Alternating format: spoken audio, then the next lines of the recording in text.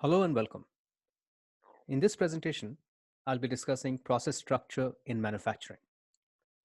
Now, process strategy decisions can be divided into four types of decisions: the process structure decisions, customer involvement, resource flexibility, and capital intensity decisions. So, our focus here is on process structure, specifically in the manufacturing context. Now, process structure in manufacturing essentially brings up four types of processes that organizations can have. And this boils down to the type of product that the company might be engaging in.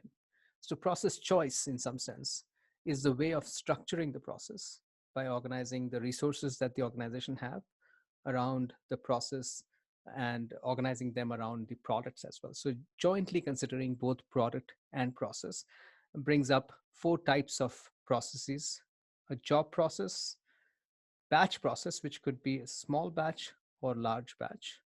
You could have a line process, which is a third kind of process. And finally, continuous flow, a fourth kind of process. So we'll see that framework which connects process choice, or in other words, processes and products together in one setting, which we call product process matrix. So this is the product process matrix where on the x-axis, as we go from the left to the right, we have less customization and high volume. On the y-axis, as we go from the top to the bottom, we have less divergence and more line flows. Okay.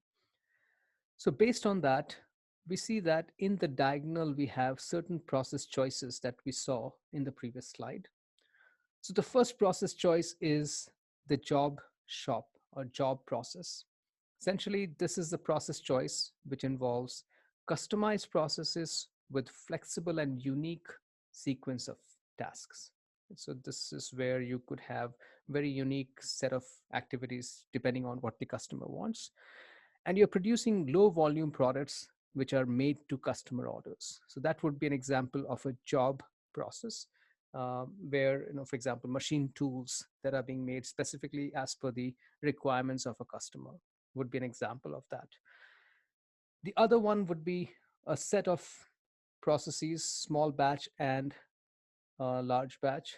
So these are the two which come together as batch process.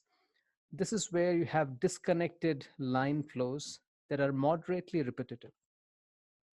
And you have multiple products with low to moderate volume. So you'll have pharmaceuticals, many of those companies operate in these environments of batch process. Again, something which many of the activities can be repetitive, and there are disconnected line flows in such kinds of processes.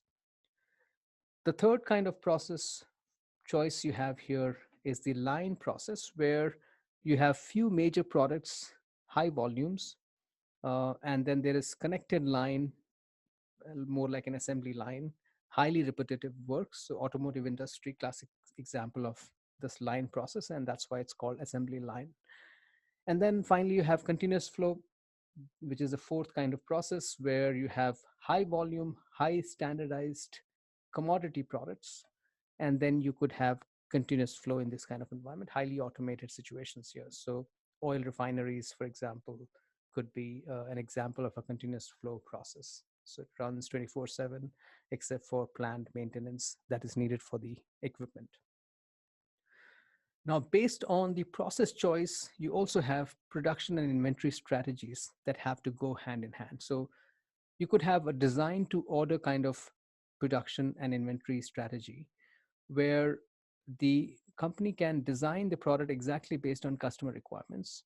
So if this kind of uh, production and inventory strategy is to be accomplished, you ought to have a job shop or job process choice, right? So job shop environment, job process choice is the ideal kind of process structure within which design to order strategies can be executed. A make to order is the kind of situation where you again have not exactly all the design specifications are coming from the customer, but still you are providing a lot of customization in terms of what the requirements are.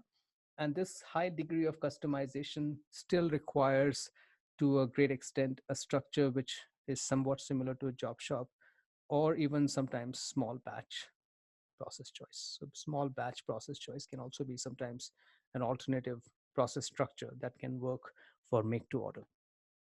For assemble to order, we are interested in ensuring that we can customize, but we customize in a mass scale. So Dell was pioneering in the sense that they created this concept of mass customization, where you would have several components that will be standardized, but you can mix and match them, and hence you could have several variety of finished products, yet at the component and raw material level, there is quite a bit of standardization. And you postpone this conversion of raw materials or components into finished products until you receive customer orders. So there is some degree of strategies relating inventories and production that help you manage the inventories that might be needed to achieve such assemble to order situations. For such kinds of environments, you typically would have a large batch setting and couple that with a line flow. So typically what you would see is in these kinds of companies, you would use fabrication in a batch process, in a large batch process, whereas the assembly itself will be a line process, will be streamlined through conveyor belt, and products will be assembled based on the customer requirements. And finally, make to stock or mass production. These are the companies where you actually produce products to the inventory and store them in inventories. So you would see most of the soft drinks, chemical companies, they would have products that are mass produced and then stored. This kind of a strategy would be most conducively um, structured around continuous flow kind of process choice. So as you can see here that we have different inventory strategies depending on uh, what the process choice that will be needed for these inventory strategies. So they will be highly related to each other. Now, one of the things that is important to keep in mind in the previous discussion that we had in the product process matrix is this idea that all these process choice are in the diagonal of the matrix. Right? So we don't have anything off diagonal. And the reasoning is that off diagonal can either be inefficient or infeasible, and hence may not be the appropriate process choice for a given environment. So if we take, for example, a situation where we have few major products and we have high volume of those products, so that's here, or we have high volume products, highly standardized commodity products that we want to make, and we choose to make these kinds of products in a highly customized environment, highly flexible set of processes and tasks. If we are doing this kind of connection between the products and processes, then what we are doing is we are inefficiently using our customization capabilities and our ability to be flexible. So we are being very inefficient in producing standardized products in highly flexible kind of process, right? So that's why this setting, this kind of a space would be inefficient. On the other hand, this space is where you have low volume products made to customer orders, and we are trying to achieve that through continuous flow, which is infeasible because continuous flow by definition does not allow you to kind of change the requirements. You need to continuously run that operation. So this is infeasible, sorry. So not inefficient, but in this case, this is infeasible. So we would not be able to achieve this over here. So that is the reason why the process choice that you see here is in the diagonal of this particular matrix. Now, based on the process choice or product process matrix, we would also decide the layout for the manufacturing environment. The process structure will dictate how you would arrange, physically arrange all the departments' workstations that will be doing the job. So for job shop, you will ensure that different departments are laid out in a way that they can accomplish the flexible flow that is necessary.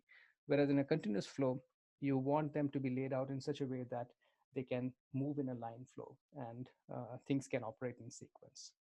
So in this presentation overall, we got some idea about process structure in manufacturing, how product and process need to be looked together.